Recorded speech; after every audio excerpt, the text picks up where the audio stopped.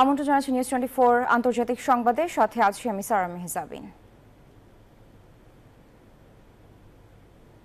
শব্দের আরেক নাম, একদম ইউনিক স্ট্রাকচারাল ডিজাইনের কসমিক ডোর। এর ওয়াল থিকনেস ও রিপ থিকনেস বেশি থাকা থেকে 50 বছরেরও বেশি। কসমিক ডোর, নিশ্চিন্তে 50 বছর।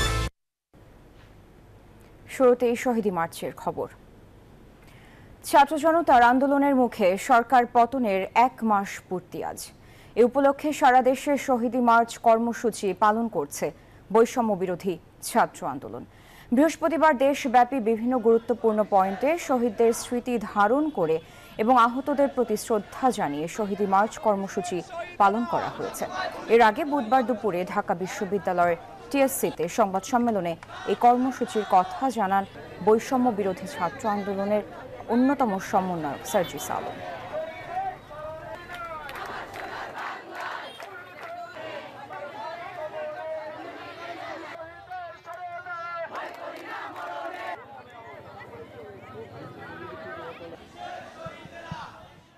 এই যে আমার ব্যাংক আরএফএল গ্যাস স্টোভ, এর সায়েন্টিফিক নজল আর ব্রাশ বার্নার তাপকে সমানভাবে ছড়িয়ে খরচ বাঁচায় 25%। আরএফএল গ্যাস স্টোভ নিরাপদ ও গ্যাস সাশ্রয়ী।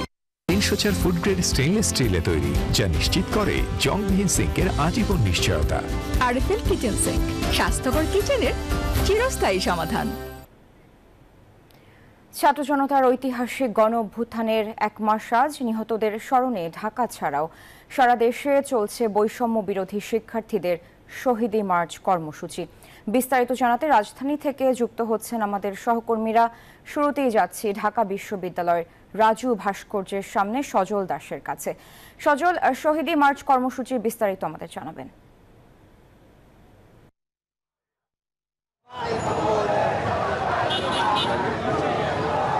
যে এই মুহূর্তে রাজু ভাস্কর্য প্রাঙ্গণ ছাত্রদের স্লোগানে মুখর। দেখতে পাচ্ছেন বিপুল সংখ্যক শিক্ষার্থীর উপস্থিতি এবং প্রত্যেকের মুখেই একদিকে যেমন আনন্দ, অন্যদিকে তেমন দুঃখ।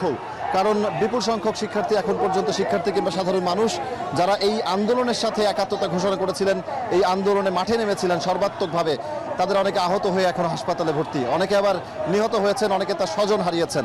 এ কারণেই আজকে মূলত এই স্বৈরাচার পতনের কিংবা গত সরকারের পতনের, শেখ হাসিনার পতনের 1 মাস পূর্তি হয়েছে। সে কারণেই আজকে এই ছাত্র জনতার পক্ষ থেকে এই শহীদ মার্চ, যা আজকে 3টা থেকে শুরু হওয়ার কথা, 3টার আগে থেকেই মূলত শিক্ষার্থীরা বিভিন্ন জায়গা থেকে খণ্ড খণ্ড মিছিল নিয়ে এসে অবস্থান নিয়েছেন রাজু ভাস্কর্যে, ঢাকা বিশ্ববিদ্যালয়ের প্রাণকেন্দ্র রাজু ভাস্কর্যের এখানে। আর কিছুক্ষণ বাদেই তারা এখান থেকে শহীদ মার্চের যে মূল কর্মসূচি সেটি এখান থেকে শুরু করবেন। কিছুক্ষণ আগে হাসনাত আবদুল্লাহ, কেন্দ্রীয় সমন্বয়কদের যে অন্যতম একজন, তিনি এসেছেন কিছুক্ষণ আগে, নাহিদ ইসলাম এসেছেন, এমনটাই শুনেছি আমরা। আর যেহেতু বিপুল সংখ্যক শিক্ষার্থীর উপস্থিতি, সেই কারণে এখন পুরো রাজু ভাস্কর্য সহ ঢাকা বিশ্ববিদ্যালয় যে এলাকাটি একেবারে লোকে লোকারণ্য অবস্থা হয়ে আছে। আর এখান থেকে তারা শহীদ মার্চ শুরু করবেন। শহীদ মার্চ শুরু করে তারা এখান থেকে ঢাকার গুরুত্বপূর্ণ পয়েন্টগুলো ঘুরবেন, অর্থাৎ নিউ মার্কেট থেকে মানিক মিয়া এভিনিউ হয়ে ফার্মগেট, কারণ বাজার হয়ে আবারও শহীদ মিনার প্রাঙ্গণে এসে তাদের এই শহীদ মার্চ কর্মসূচির সমাপ্তি হবে। আর যেহেতু বিশাল একটি এলাকা ঘুরতে হবে, সে কারণেই অনেক জায়গা থেকেই অনেক ছোট ছোট মিছিল নিয়ে, ছোট ছোট অবস্থান নিয়ে অনেকে অপেক্ষা করছেন। বিভিন্ন জায়গায় যাত্রাপথে আসলে এই শহীদ মার্চের মূল যে যাত্রাপথ, মূল যে যাত্রার বাহিনী, তাদের সঙ্গে যুক্ত হবেন অন্যান্য জায়গা থেকে অপেক্ষারতরা। যে কথাগুলো তারা বলছেন, বেশ কয়েকজন শিক্ষার্থীর সঙ্গে আমার কথা হচ্ছিল, তারা বলছেন যে নতুন বাংলাদেশের যে 1 মাস, এই 1 মাসে অনেক ধরনের পরিবর্তন হয়েছে, কিন্তু এই আন্দোলন ছিল রাষ্ট্র সংস্কারের আন্দোলন, কিংবা রাষ্ট্র সংস্কারের যে পদক্ষেপগুলো তারা দাবি করেছিলেন, যাতে করে অন্তর্বর্তীকালীন সরকার সেই দাবির প্রেক্ষিতে তাদের যে কথাগুলো রয়েছে সেগুলো খুব যুক্তিসম্মতভাবে বাস্তবায়ন করার চেষ্টা করেন। এই কথাগুলোই তারা বারবার বলছেন এবং তারা চান যে গত সরকারের আমলে যে কথা বলার স্বাধীনতা ছিল না, স্বৈরাচারী যে আচরণ ছিল, সেই জায়গাগুলো যেন না থাকে, সেই জায়গাগুলো যেন আবার ফিরে না আসে। সে কারণেই আসলে তাদের এই আন্দোলনে একাত্মতা ঘোষণা করা কিংবা এই আন্দোলনের সঙ্গে এখন পর্যন্ত থাকা। শিক্ষার্থী যারা রয়েছেন একটু কথা বলতে চাই। ভাই, একটু কথা বলি। আজকে 1 মাস পূর্তি হলো, এবার বলা চলে নতুন বাংলাদেশের যাত্রা। এখন পর্যন্ত এই যাত্রা শুরুর এই কয়টা দিনে কেমন মনে হয়েছে? ছাত্র জনতা যে দাবিতে রক্ত দিয়েছে, যে দাবিতে প্রাণ দিয়েছে, কতটা পূর্ণ হয়েছে এখন পর্যন্ত, যদিও খুবই কম সময়? জি, আসলে আন্দোলনের শুরু থেকে খুবই অনিশ্চয়তা আমাদের দিন কেটেছে, যে পরের দিন আমরা যে আন্দোলনে বের হয়েছি বাসায় ফিরে যেতে পারবো কিনা জানি না। এখন আমাদের মাত্র শুরু হলো, আরো অনেক দূর পথ যাওয়া। কারণ দেশের কাছে, আমাদের সবার জনগণের কাছে আশা এটাই যে আমরা এই মোকাবেলা করতে পারবো ইনশাল্লাহ। অসংখ্য ধন্যবাদ। আরও শিক্ষার্থীর সঙ্গে কথা বলতে চাই। মাথায় দেশের পতাকা বেঁধে এসেছেন, ঠিক এই রূপেই আন্দোলনে অংশ নিয়েছিলেন, কিন্তু আপনার সঙ্গে আন্দোলনে অংশ নিয়েছে এমন অনেকে হাসপাতালের বেডে। তাদের চিকিৎসার ব্যাপারে সরকারের যে পদক্ষেপ, কি বলবেন? এখন পর্যন্ত কতটা আশানুরূপ পদক্ষেপ নিতে পেরেছে সরকার? আমি মনে করি এখন পর্যন্ত ডক্টর ইউনূস সাহেব অনেকটা আশানুরূপ পদক্ষেপ নিয়েছে, এবং আমরা চাবো যে এটা সুষ্ঠুভাবে চিকিৎসা ব্যবস্থা সুষ্ঠুভাবে হোক, এবং মানে যতজন আছে সবাইকে বিনা পয়সায় সরকারের পক্ষ থেকে তাদের চিকিৎসার ব্যবস্থা করা হোক।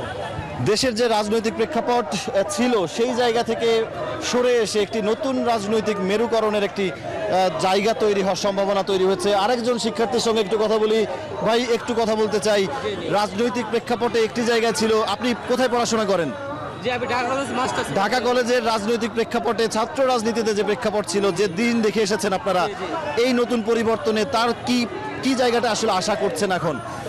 আমরা অনেক বৈষম্যবিরোধী ছাত্র আন্দোলনের পক্ষ থেকে এখন অনেক সুযোগ সুবিধা আমরা আশা করতেছি। তাদের মধ্যে আমাদের যে ভাইয়েরা আহত হয়েছে, যারা মেডিকেলে ভর্তি আছে, এবং যে ভাইয়েরা এখনো মৃত্যুর সাথে পাঞ্জা লড়ছে, তাদের সবার জন্য আমরা দোয়া চাই দেশবাসীর কাছে। এবং আমরা একটা সুশীল এবং সুশাসন আইনের দৃষ্টিতে সবাই যেন সমান সুযোগ সুবিধা পাই, সেই আশাটা আমরা এখন সবাই আশা করছি স্টুডেন্ট হিসাবে। শুনছিলেন শিক্ষার্থীদের মুখে যেই কথা, সব জনতা যারা যুক্ত হয়েছেন এই আজকের শহীদি মার্চে সবাই একই কথা বলছেন। মূলত যারা আহত অবস্থায় এখনো হাসপাতালে ভর্তি, তাদের যে চিকিৎসা, সুচিকিৎসার যে ব্যবস্থা, সেটি যেন রাষ্ট্র এখন করে, এই দাবিটি তারা বারবার করে করছেন। এবং যারা নিহত হয়েছেন, ছবির মাধ্যমে কথা বলি, কারণ এখন ছবি কথা বলছে। ছবির ক্যামেরার চোখে যেটি দেখছি, শত শত পতাকা এই মুহূর্তে আমাদের সামনে। এবং সেই 5 আগস্টের যেদিন ছাত্র জনতা চূড়ান্ত বিজয় অর্জন করেছিল, সেই দিনের যে রূপ ছিল আজকে অনেকটা সেই রূপেরই একটি বহিঃপ্রকাশ হচ্ছে। সেদিনের যে রূপ, সেটি ছিল অবিস্মরণীয় একটি রূপ।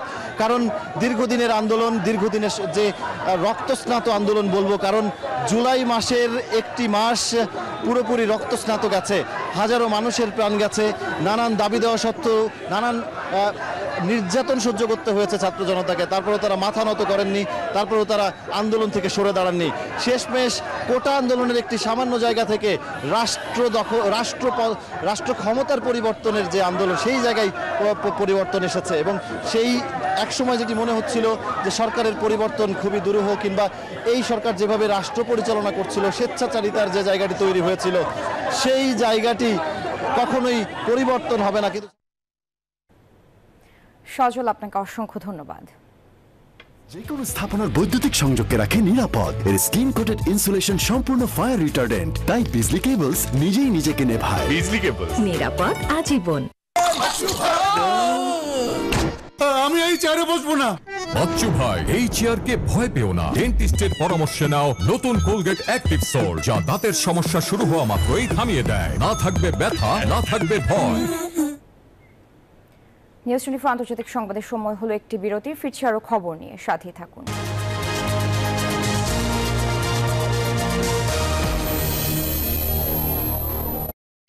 নুডলস খান নাই? তাহলে তো নুডলসই খান নাই। নুডলস খান নাই তো নুডলসই খান নাই।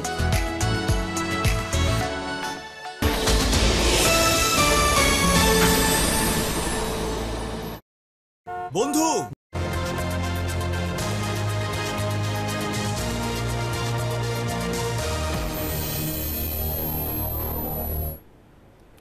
আবার আমন্ত্রণ, দেখছেন নিউজ 24 আন্তর্জাতিক সংবাদ। কোনোভাবেই থামছে না ফিলিস্তিনের গাজা উপত্যকায় ইসরায়েলের আগ্রাসন। 24 ঘন্টায় প্রাণহানি হয়েছে আরও 42 ফিলিস্তিনির। গাজা সীমান্ত করিডোর নিরাপদ না হওয়া পর্যন্ত ছাড়া হবে না বলে জানিয়ে দিয়েছেন ইসরায়েলের প্রধানমন্ত্রী বেনিয়ামিন নেতানিয়াহু। এদিকে হামাস বলছে এখনো নতুন কোনো যুদ্ধবিরতির প্রস্তাব পায়নি তারা। এরই মধ্যে গাজা যুদ্ধ নিয়ে তুরস্কে বুধবার আলোচনা করেছেন তুরস্ক ও মিশরের প্রেসিডেন্ট। আন্তর্জাতিক চাপ বা দেশের নাগরিকদের তুমুল বিক্ষোভ, কোনো কিছুতেই থামছে না দখলদার বাহিনীর আগ্রাসন। গাজা উপত্যকায় নির্বিচারে হামলা চালিয়ে যাচ্ছে ইসরায়েলিরা। পোলিও টিকা কর্মসূচির মধ্যেই চালানো হয়েছে বোমা হামলা। প্রতিদিনই বাড়ছে হতাহতের সংখ্যা। বুধবার হামাসের জ্যেষ্ঠ কর্মকর্তা ইজ্জাত আল রিশেক বললেন, যুদ্ধবিরতির চুক্তির বিষয়ে এখনও নতুন কোনো আনুষ্ঠানিক প্রস্তাব পাননি তারা।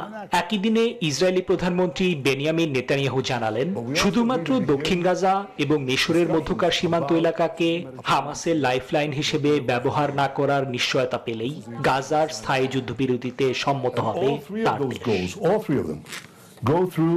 গাজা যুদ্ধবিরতি এবং জিম্মি মুক্তিদের দাবিতে ইসরায়েলে অব্যাহত রয়েছে বিক্ষোভ। সময়ের সাথে সাথে আরও তীব্র হচ্ছে সাধারণ নাগরিকদের আন্দোলন। এরই মধ্যে তুরস্ক সফরে বুধবার রাজধানী আঙ্কারায় তুর্কি প্রেসিডেন্ট রিসেপ তাইয়েপ এরদোয়ানের সঙ্গে সাক্ষাৎ করেছেন মিশরের president Abdel Fattah al CC. Gaza, Libya এবং সোমালিয়া সংকট নিয়ে আলোচনা করেছেন দুই নেতা। নিবির আমিন, নিউজ 24।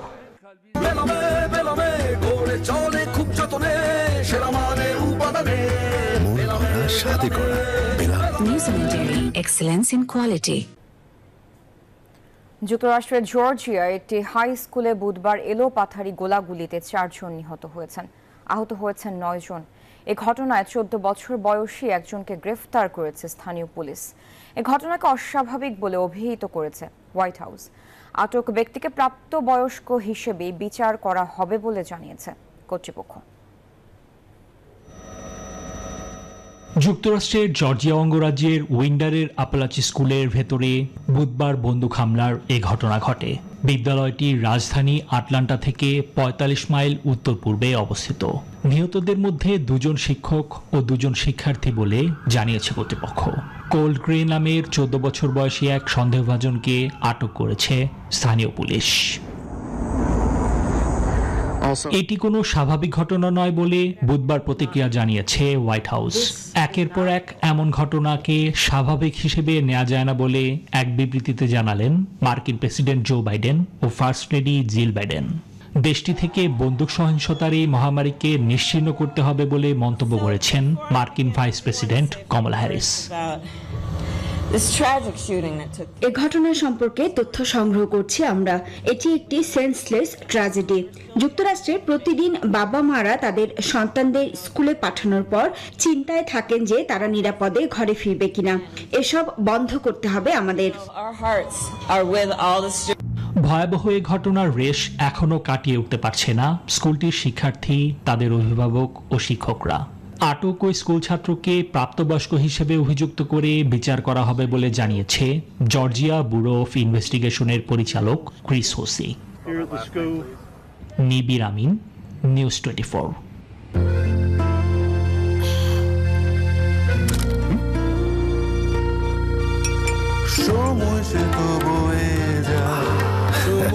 এভাবে সময় পাল্টে যায়, কিন্তু ডিপ্লোমা সে একই সাথে একই মানে যুগ যুগ ধরে রয়ে যায়। নিউজিল্যান্ডের এক্সেলেন্স ইন কোয়ালিটি। পাকিস্তানের সব ধরনের সভা সমাবেশ নিষিদ্ধের পরিকল্পনা করছে ক্ষমতাসীন শাহবাজ সরকার।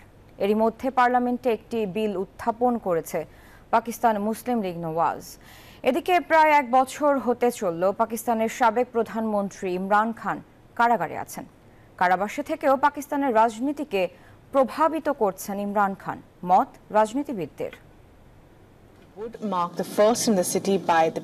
পাকিস্তান জুড়ে বিভিন্ন দাবিতে আন্দোলন চলছে। তবে সাবেক প্রধানমন্ত্রী ও পাকিস্তান তেহরিক ইনসাফের নেতা ইমরান খানের মুক্তির দাবিতে এই মুহূর্তে দেশটির বিভিন্ন শহরে ধারাবাহিকভাবে বিক্ষোভ সমাবেশ করছে পিটিআই সমর্থকরা।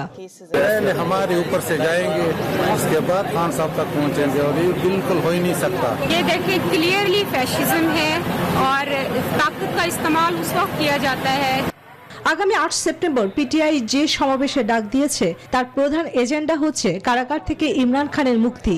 ইসলামাবাদ ছাড়াও এই মাসেই লাহোরে মহাসমাবেশে ডাক দিয়েছে দলটি। ইমরানের দল যখন বিক্ষোভ কর্মসূচি ডাক দিয়েছে, ঠিক তখন রাজধানীতে সব ধরনের সভা সমাবেশ নিষিদ্ধের পরিকল্পনা করছে ক্ষমতাসীন শাহবাজ সরকার। পার্লামেন্টে একটি বিল উত্থাপন করেছে পাকিস্তান মুসলিম লীগ নেওয়াজের এক সাংসদ। ওই বিলে শহরটিতে যে কোনো জনসমাবেশ নিষিদ্ধে সরকারি কর্মকর্তাদের ক্ষমতা প্রদান করার কথা বলা হয়েছে। শেহবাজ সরকার বলছে ইমরানের দলকে টার্গেট করে তারা বিলটি প্রস্তাব করেনি, বরং নাগরিকদের নিরাপত্তা নিশ্চিতের জন্য এই পদক্ষেপ নেওয়া হয়েছে। অন্যদিকে ইমরান খান ৩৬৫ দিন ধরে কারাগারে থাকা সত্ত্বেও খুব কম ক্ষেত্রেই সেটা বোঝা যায়। এখনো পাকিস্তানের বিরোধী রাজনীতির প্রভাবশালী শক্তি ইমরান খান। কাগজপত্রে ও আদালতে তার নাম আসছে নিয়মিত, আর সামাজিক যোগাযোগ মাধ্যমেও খানের সমর্থকরা অদম্য। Chandrani Chandra, news 24। Corn, milk, coconut আর বাটারের দুর্দান্ত কম্বিনেশনে ইয়াম্মি ক্রাঞ্চি টেস্টের পপার। বেশি ফান নিয়ে এখন 25 গ্রামের বিগ ফান প্যাকেট। এই ছিল নিউজ 24 আন্তর্জাতিক সংবাদে। এতক্ষণ সাথে থাকার জন্য ধন্যবাদ।